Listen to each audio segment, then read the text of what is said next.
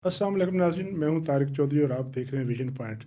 नाज़रीन, रास्ते जम्मू कश्मीर का रिश्ता पाकिस्तान के अवाम के साथ सदियों पुराना है। तहज़ीबी, सकाफ़ती और मजहबी रिश्ते ऐसे गहरे हैं कि दोनों को, कश्मीरियों और पाकिस्तानियों को, एक दूसरे से अलग नहीं किया जा सकता।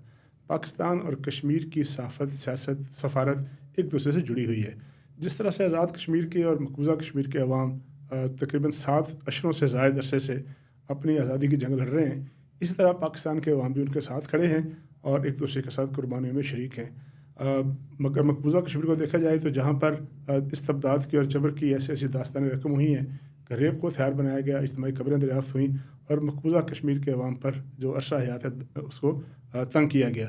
लेकिन अगर दूसरी तरफ आज़ाद कश्मीर को देखा जाए तो पाकिस्तान की फ़ौज, पाकिस्तान की क़यादत और आज़ाद कश्मीर के अवाम मिलकर जो है ना सिर्फ इस आज़ादी की जंग को आगे बढ़ा रहे हैं बल्कि तमीर व तरक्की की जो मंजिलें हैं उनको भी तय कर रहे हैं। और आज़ाद कश्मीर में एक इलेक्टेड हुकूमत है जो कि अपने मैंडेट के साथ अपने मकासद को और अपने आइन को लेकर आगे बढ़ रही है।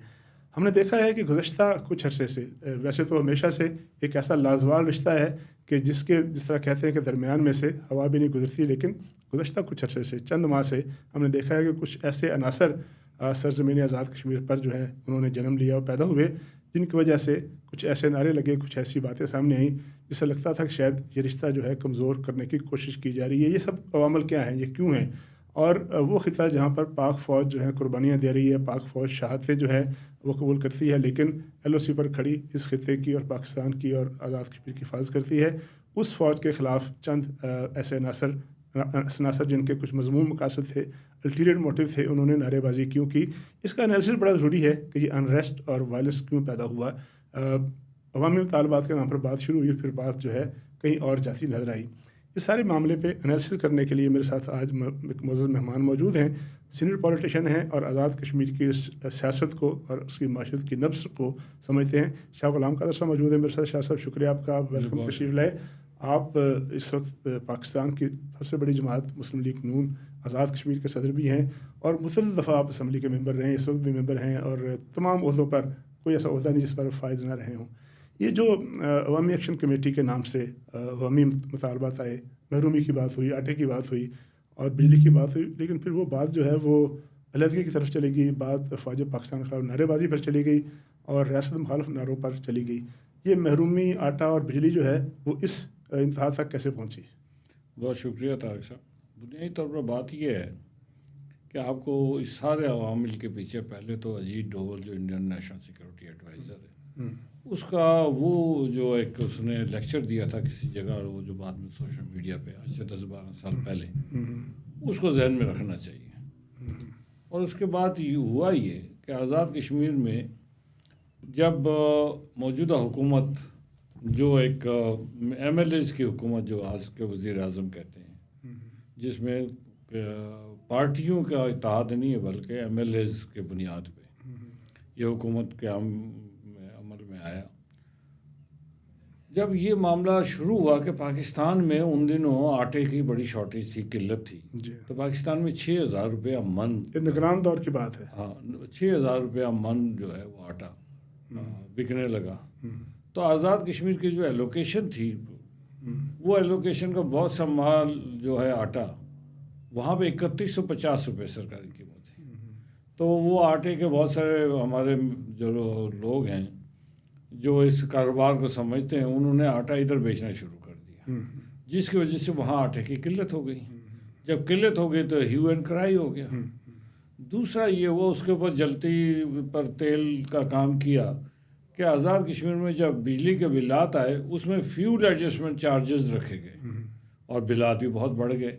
तो फ्यूल एडजस्टमेंट, लोगों का कहना था भाई पानी हमारा, हम तो कोई फ्यूल एडजस्टमेंट तो चार्जेस क्यों दें? इसलिए नहीं दे सकते कि हमारे यहाँ जो बिजली पैदा होती है वो तो हाइडल से पैदा होती है, हमारे दरियाओं से पैदा होती है। तो ये दो वजूहत इकट्ठे हो गए और इसके मुतालबा जब रखे ताजिर तंजीमों ने, क्योंकि ताजिर तंजीमों को ज़्यादा इफ़ेक्ट कर रहा था अपना सूरत हाल थी, तो उन्होंने जब शुरू कर दिया, और चूँकि हुकूमत की तरफ से कोई डिफेंड करने वाला नहीं था, चूँकि किसी पार्टी की तो हुकूमत है नहीं, यानी ओनरशिप नहीं थी सियासतदानों की तरफ से, इस तहरीक को सुलझाने की कोशिश नहीं की गई। नहीं, वज़रा की कमेटी बनी, मुज़ाकरात होते रहे, پھر اچانک جب یہ جلوس کا سلسلہ شروع ہوا تو ایک ایسی صورتحال پیدا ہو گئی کہ جس صورتحال میں پھر الٹیمیٹلی وہ 10 روپے یونٹ پہ جو تھے وہ تیار ہو گئے کہ جب 10 روپے یونٹ ہونا چاہیے، 25 روپے کمرشل ہونا چاہیے، 2000 روپیہ آٹے کا ہونا چاہیے. لیکن ہوا یہ کہ اس کے بعد چیف سیکرٹری صاحب مذاکرات میں چلے گئے، وزراء ایک طرف رہ گئے، بیوروکریسی سامنے آ گئی. بیوروکریسی آ گئی. جب بیوروکریسی گئی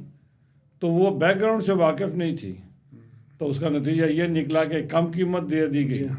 پھر اس کے بعد جب وہ ہوا، اس کے نتیجے میں پھر وزیر اعظم پاکستان شہباز شریف صاحب نے ایک اجلاس بلا لیا، انہوں نے پھر 23 ارب روپیہ دے دیا. اب وہ ایک سکسیس سٹوری بن گئی کہ جی یہ ایکشن کمیٹی تو سکسیس سٹوری ہوگی. اور جب وہ ہو گیا اس کے بعد ان کے پاس پوائنٹس کوئی نہیں تھے، تو اچانک ہم دیکھتے ہیں ایک دن کہ جی ایک آرڈیننس جاری ہو جاتا ہے، اور وہ بھی آرڈیننس جاری ہوتا ہے یہ جو تقاریر کے حوالے سے، آزادی اظہار سے جوڑا گیا اس کو. حالانکہ یہ مجھ سے کہا گیا کہ آپ اس کی سپورٹ کریں، تو میں نے کہا بھائی میں کیسے سپورٹ کروں؟ یہ جتنے آپ نے لا بنائے ہیں یہ پہلے سے ایک لا موجود ہے. انہوں نے کون سا لا موجود ہے؟ لیکن شاہ صاحب ایک بتائیے گا کہ جب آپ یہ کہتے ہیں کہ آج سے 12 سال پہلے اجیت ڈوبل نے ایک تقریر کی اور اس نے ایک ڈاکٹرین دی جو سب واقف ہیں، یہ جو 2 واقعات ہیں، ایک آٹے کا واقعہ اور اس کے بعد ان قوانین کا واقعہ، یقینی طور پر وہ جو ڈاکٹرائن ہے اجیت ڈوبل کی وہ تو پھر استعمال ہوئی ہوگی نا، دانستہ نادانستہ ہوئی، پیسہ آیا ہوگا. یہ کس حد تک درست ہے کہ وہ عوامل جو ہے سرحد سے پار ہیں انہوں نے اس کو استعمال کیا پاکستان کے خلاف؟ دیکھیں نا، بات یہ ہے کہ پاکستان کے خلاف ان کا میڈیا اٹھا کے دیکھ لیا، انہیں جو میڈیا ان دنوں ان کا کہہ رہا تھا تو فائدہ اٹھائیں گے، فائدہ اٹھائیں. دوسری بات یہ ہے کہ میں اس وقت بھی کہتا رہا اور آج بھی کہتا ہوں کہ بھائی آپ کو شکایت تھی آزاد کشمیر کی حکومت سے، تو آپ آزاد کشمیر مظفر آباد کے خلاف نعرے بازی کر رہے ہیں نا، نعرے لگا رہے ہیں فوج کے خلاف اور پاکستان کے خلاف. کیوں؟ وہ کہتے ہیں نا کہ جی تکلیف کسی اور سے ہے، گالیاں کسی اور کو دے دیں. اس کا مطلب شاہ صاحب یہ بھی ہے نا کہ جب بھی کوئی تحریک جو ہے وہ غیر سیاسی عناصر کے پاس چلی جائے یا ایک بے سمت تحریک چل پڑے ایسی جس کا کوئی سمت نہ ہو، اس کا مطلب یہ ہوتا ہے کہ سیاستدانوں نے کہیں نہ کہیں اپنے کردار میں ادا کرنے میں کوئی کوتاہی کی ہے، کنٹرول نہیں کر سکے عوامی جذبات کو. بالکل آپ کا تجزیہ درست ہے، لیکن اس میں پرابلم کیا ہے؟ پرابلم یہ ہے کہ اس حکومت میں چونکہ تمام سیاسی جماعتیں موجود تھیں، اب یہ تمام سیاسی جماعتیں جو ہے سیاسی جماعتوں کے نمائندے موجود تھے، جماعتیں موجود نہیں تھیں. اب میں آپ سے گزارش کروں، پی ٹی آئی کا ایک فارورڈ بلاک ہے جو 20-21 حلقوں پر مشتمل ہے، 25 ہیں لیکن 20-21 حلقوں سے الیکٹڈ ہیں.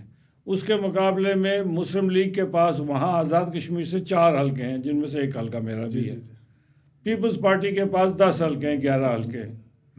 تو جب کارکن ہی نہیں نکلتا، کارکن کہتا ہے بھائی یہ ٹھیک ہے، کسی کے ہم کیوں ڈیفینڈ. ایک وجہ یہ بھی ہو سکتی ہے کہ کسی نے اونرشپ لا تعلقی سینئر لیڈرشپ کی، سب کی لا تعلقی تھی، اس لیے کہ مشاورت کی کمی. جب یہ سارا ایونٹ ہوتا ہے تن و تنہا کوئی ان چیزوں کو ڈیل نہیں کر سکتا. آج بھی آزاد کشمیر کا پرابلم یہ ہے کہ مشاورت کا فقدان ہے. اچھا یہ بتائیے گا کہ یہ جو عوامی ایکشن کمیٹی کا ایلیمنٹ ہے، اب 1.5 سال بعد آپ کے الیکشن ہونے ہیں اور جس طرح سے 2 دفعہ انہوں نے کامیابی سے اپنے پوائنٹ آف ویو سے کامیابی سے انہوں نے ڈیمونسٹریٹ کیا ہے، کتنا بڑا سیاسی چیلنج ہوگا اگر یہ اس طرح کے ایلیمنٹ سیاست میں آ گئے، الیکشن میں آ گئے؟ دیکھیں نا، اس عوامی ایکشن کمیٹی میں پیپلز پارٹی، مسلم لیگ، جماعت اسلامی ہے، سب پارٹیوں کے جو ہے نوجوان اور کارکن اس میں شامل تھے. جب آپ آٹے کے سستے کرنے کی بات ہوگی تو کون ہر بندہ اس میں چلا جائے گا. لیکن جب الیکشن کی باری آئے گی تو سب اپنے اپنے گھروں میں واپس ہو جائیں گے. اچھا، آپ کے خیال میں یہ کوئی سیاسی چیلنج نہیں بنے گی؟ مجھے نہیں لگتا کہ سیاسی چیلنج. اچھا یہ بتائیے گا کہ اس میں جو علیحدگی پسند عناصر ہیں ہمیشہ سے رہے ہیں، ایلیمنٹس ہیں، JKLF ہے، انہوں نے بھی فائدہ اٹھایا اس میں. دیکھیں نا JKLF کے بارے میں ذرا تھوڑا سا اس کو ری ڈیفائن کروں. JKLF نے کہا ہے ہمیشہ، میں مقبول بٹ صاحب سے بھی ملا ہوں، علامہ شہید سے، میں امان اللہ خان صاحب سے، جی ان کا کبھی پاکستان مخالف بیانیہ نہیں رہا. وہ مسئلہ کشمیر کا حل ان کے نقطہ نگاہ سے پوائنٹ آف ویو یہ تھا کہ مسئلہ کشمیر کا حل خود مختار کشمیر، لیکن پاکستان مخالف نہیں. ان کے اخلاص پہ کوئی شک نہیں ہے، کوئی شک نہیں. آج جو لوگ بات کر رہے ہیں، خود مختار کشمیر کی بات کر رہے ہیں، اور جب وہ کہتے ہیں اس پار بھی لیں گے آزادی، اس پار بھی لیں گے آزادی، دیٹ مینس وہ ایکویٹ کرتے ہیں. ہاں وہ تو وہ جو ایکویٹ کرتے ہیں، یہ ایکویشن جو ہے یہ کسی صورت کو قابل قبول نہیں ہے. اچھا شاہ صاحب، تھوڑا سا سیاست کی اگر بات کر لیں، ایک تو آپ نے کہا کہ یہ کوئی اتنا بڑا چیلنج نہیں ہے، اب تقریباً 1.5 سال باقی ہے. اطلاعات ایسی آ رہی ہیں کہ مسلم لیگ نون جو ہے وہ اس کی وجہ سے عملہ کی خبر آئی ہمارے تک کہ انہوں نے کہا کہ آزاد کشمیر حکومت سے الگ ہو جائیں. پھر کل پرسوں خط منظر عام پہ آیا کہ 5 یا 6 افراد نے لکھا کہ جو MLAs ہیں، وزیر بھی ہیں، کہ ہمیں موقع دیا جائے کہ ہم اس کے ساتھ کنٹینیو کریں. یہ کیا کہانی ہے؟ آپ علیحدگی چاہتے ہیں حکومت سے یا نہیں چاہتے؟ لیکن میں بطور صدر جی اپنے مجلس عاملہ کے فیصلوں کا پابند ہوں، اور 99% مجلس عاملہ کے اراکین کا یہ فیصلہ ہے کہ جی ان کی تجویز ہے، فیصلہ تو نہیں میں کہہ سکتا ہوں، تجویز ہے کہ موجودہ حکومت میں اگر ہم رہتے ہیں اس سے پارٹی کو نقصان پہنچے گا. ہمارے وزرائے کرام جو ہے، جو 4 وزیر ہیں اور ایک مشیر صاحبہ ہیں جو الیکٹڈ نہیں ہیں، باقی 4 الیکٹڈ ہیں، ان کا خیال ہے کہ جی ہمیں رہنا چاہیے تاکہ اس میں ہم اپنے حلقوں کے جو ہے چھوٹے موٹے کام کروا لیں. اب یہ ایک ایسا مخمصہ ہے کہ 4 حلقوں کے کام کرنے کے لیے باقی 29 حلقے جو ہیں وہ ان کو آپ پیچھے دھکیل دیں. تو یہ ایک فیصلہ یہ پارٹی کے لیول پہ ہو جائے گا. کب تک فیصلہ ہوگا اس کا؟ مجھے بہت دیر نہیں لگتی. آپ نہیں سمجھتے کہ اگر آپ لوگ الگ ہو جائیں، آپ کی جماعت جو ہے جس کے پاس 8 ووٹ ہے غالباً، تو پھر یہ جو اس وقت حکومت ہے وہ اقلیتی حکومت بن جائے گی، اس کے پاس اکثریت نہیں رہے گی اور وہ حکومت ختم ہو گر جائے گی؟ نہیں، اس کے ساتھ پیپلز پارٹی ہے، اس کے 13 ممبران ہیں، وہ حکومت اپنی جگہ چلتی رہے گی، مطلوبہ تعداد رہے گی ان کے پاس مطلوبہ تعداد رہے گی، اور لیکن ان کا آئینی ترمیم اور باقی چیزیں جو ان کے ذہن میں ہیں وہ نہیں کر سکیں. اچھا، ایک تھیوری یہ بھی ہے کہ جب اب تقریباً 1.5 سال باقی ہے تو اب حکومت کو چلنے دیا جائے اور اس کو ڈسرپٹ نہ کیا جائے، اس کے راہ میں روڑے نہ اٹکایا جائے، تو اور تاکہ وقت پہ الیکشن ہو جائے. ہم سیاسی جماعت ہیں، ہمارے پیش نظر 2-3 ایشوز ہیں. نمبر 1 یہ ہے کہ ہم پاکستان کے ساتھ اپنی وابستگی کو کسی صورت کمپرومائز ہوتا ہوا نہیں دیکھ سکتے، اس لیے کہ پاکستان کی خالق جماعت مسلم لیگ. دوسری بات ہے کہ آزاد کشمیر کی تعمیر و ترقی کی بات ہے. تیسری بات یہ ہے کہ ہم وہاں جو نظریاتی تخریب کاری ہوئی ہے اس کو ہم کسی سے برداشت نہیں کریں. اب اس سارے کے لیے ہم حکومت میں 4 وزیر رکھ کے یہ کام ہم نہیں کر پاتے. جب ہم فیلڈ میں جاتے ہیں، جو ناکامیاں اس حکومت کی ہیں جس میں PTI فارورڈ بلاک کے کوئی 20 وزیر ہیں اور پیپلز پارٹی کے 9 وزیر اور ایک اسپیکر ہے، تو ان کی ناکامیاں میں اپنے ذمے کیسے لے لوں؟ میں مسلم لیگ کیوں لے لے اپنے ذمے؟ شاہ صاحب، جب آپ جائیں گے اگلے سال انتخابات میں، مرکزی حکومت آپ کی اس وقت ہوگی، اللہ کرے آئینی طور پہ تو ہوگی نا، ظاہر ہے، کیا بیانیاں لے کے جائیں گے جو یہاں ناکامی ہوگی اس کا اثر وہاں بھی ہوگا، جو اگر کامیابی یہاں پر ہوئی یا ہے اس کو بھی آپ بیچ سکیں گے؟ بیانیہ کیا ہوگا آپ کی حکومت کا؟ ہمارا بیانیہ جو ہے، ہماری جو 2016 سے 2021 کی حکومت ہے، جس میں تعمیر و ترقی ہے، جس میں لوگوں کی عزت نفس کا خیال رکھنا ہے، جس میں ملازمتیں ہیں، تو یہی وہ بیانیہ لے کے چلیں گے. اور جب نواز شریف کا نام آتا ہے تو تعمیر و ترقی آتا ہے، اور جب نواز شریف صاحب میدان میں ہمارے سپورٹ کے لیے آئیں گے تو وہی ہمارا بیانیہ ہے. ایک تاثر یہ ہے اور یہ حقیقت بھی ہے کہ جس جماعت کی حکومت ہوتی ہے مرکز میں، وہ آزاد کشمیر کا الیکشن بھی جیت جاتی ہے، گلگت بلتستان کا الیکشن بھی جیت جاتی ہے. تو آپ سمجھتے ہیں کہ 2026 میں الیکشن لڑنا ہے آپ نے، اس میں آپ کو یہ آسانی ہوگی اور ایک مرتبہ پھر مرکز آپ کو جتا دے گا؟ لیکن مرکز کبھی نہیں جتاتا. آپ کی اپنی تنظیم، آپ کی اپنی ورکنگ، میں اس وقت دعوے سے کہہ سکتا ہوں آزاد کشمیر میں پاکستان مسلم لیگ نون کے علاوہ کسی تنظیم کا کوئی جو ہے نا تنظیم سازی نہیں ہوئی.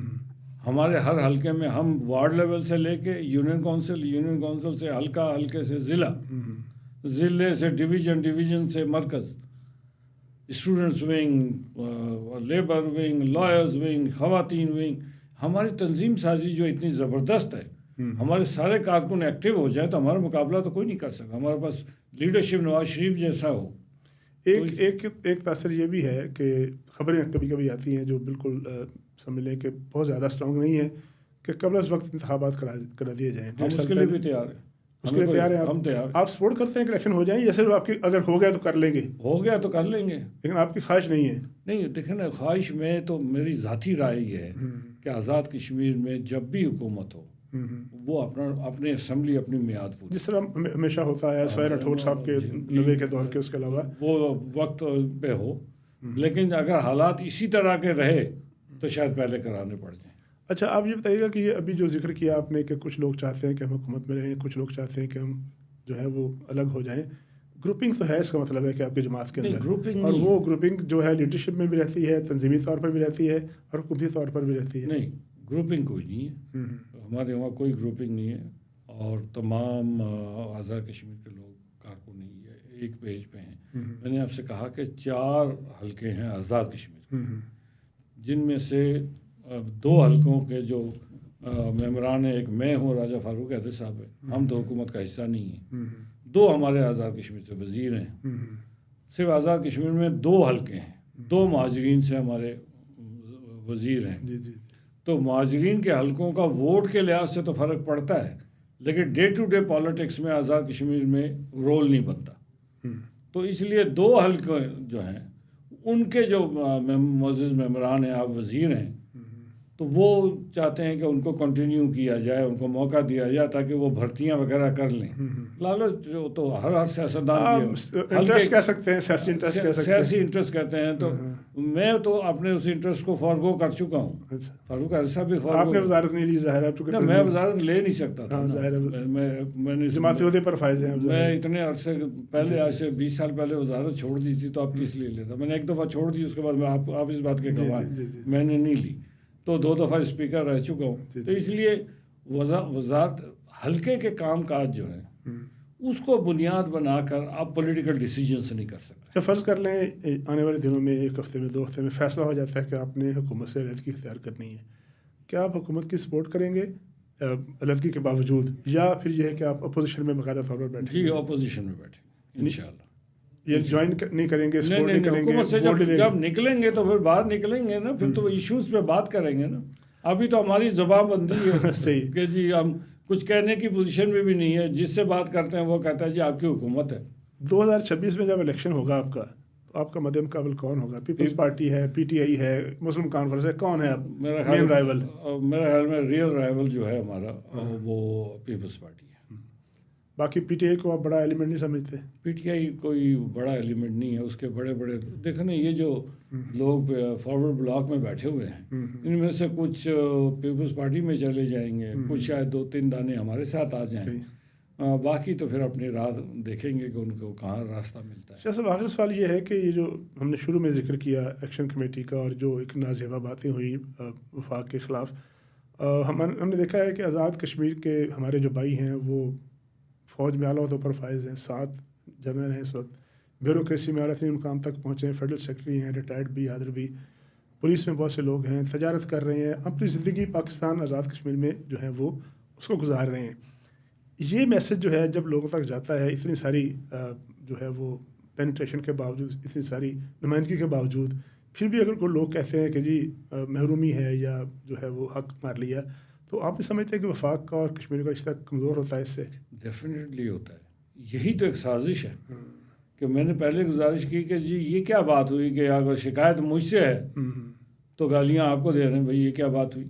اسی طرح شکایت تو مظفر آباد کی حکومت سے ہے نا, پاکستان کی حکومت سے کیا. اور میں تو کئی جگہ میں کہہ چکا ہوں کہ پاکستانی مسلح افواج میں ہمارے بڑے لوگ ہیں, کور کمانڈر سے لے کے اداروں کے سربراہ بھی ہیں, اور ہماری جتنی سول سروس میں ملازمت ہے اس سے زیادہ پاکستان آرمی میں ہماری ملازمین ہیں.